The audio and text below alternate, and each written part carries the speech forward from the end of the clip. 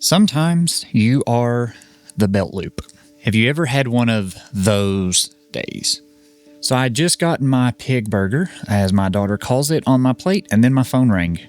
It was my mom. I answered, and she, in admittedly a bit of a panic, said, "Are you busy? For some reason, my car won't start." I told her that I was about to eat a quick bite for supper, and then I could come look at it. It's worth noting that I'm not a mechanic, but I do try to do my best to troubleshoot problems logically. I got my pig burger eaten, and I grabbed my keys and headed to my mom's house. When I got there, it had just started raining, so I decided to just go ahead and go into the house until this quick little shower had passed. Then my little sister walked in from work and said, "Mom, your window is down." So have you ever been able to sense that someone just had a bad day? You know, one of those days where it just seems like all of those little losses of the day seem to weigh more and just keep stacking up. I could tell that my mom was having one of those days.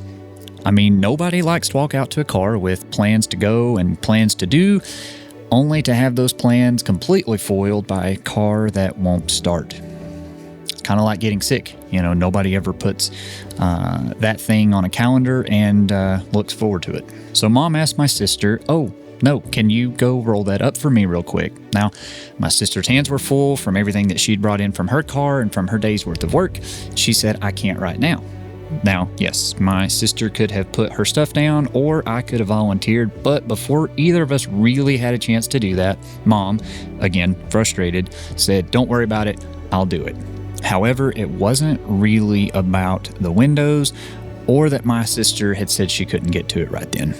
So Mom went and rolled her window up, and she'd came back in. By then, my younger brother had gotten home from his day of work. Mom went back out to the car for something, and I told my sister, I said, "Kylie, sometimes you're the belt loop." And I know that doesn't make much sense out of context, but I'll explain to you with a question. So, back to that day when the losses simply seemed heavier and just continued to stack up. Have you ever had a day where you just can't seem to do anything right?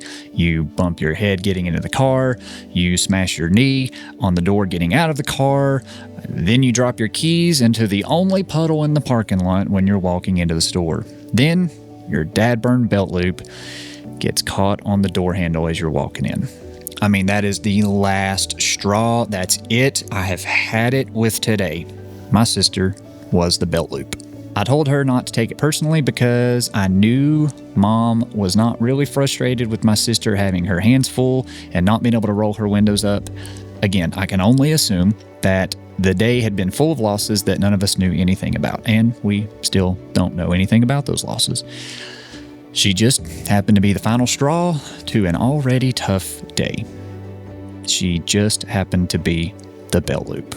As parents, this happens often. For me, this happens more often than I would like to admit. Unfortunately, I don't realize it until it's already happened, which by then means that there's only one thing to do. I can apologize, explain that I am not actually upset with them, but they just happened to be the belt loop that day. So this is a reading from a weekly newsletter that I write. It's something that I send out every Monday morning. And again, my goal with these is to encourage people, provide stories from my life about faith, issues that I go through in life. Just, again, trying to be authentic and hopefully be some sort of encouragement in this world. So there'll be a link below if you would like to sign up for this newsletter and get these personally sent to you every Monday morning. But I would also appreciate it if you can think of someone that might benefit from reading these, hearing these, seeing these, listening to these. Be sure to send it to them because I would love to help be some sort of good news / encouragement in somebody's life. Be sure to check your inbox for this week's newsletter, and we will catch you in the next one.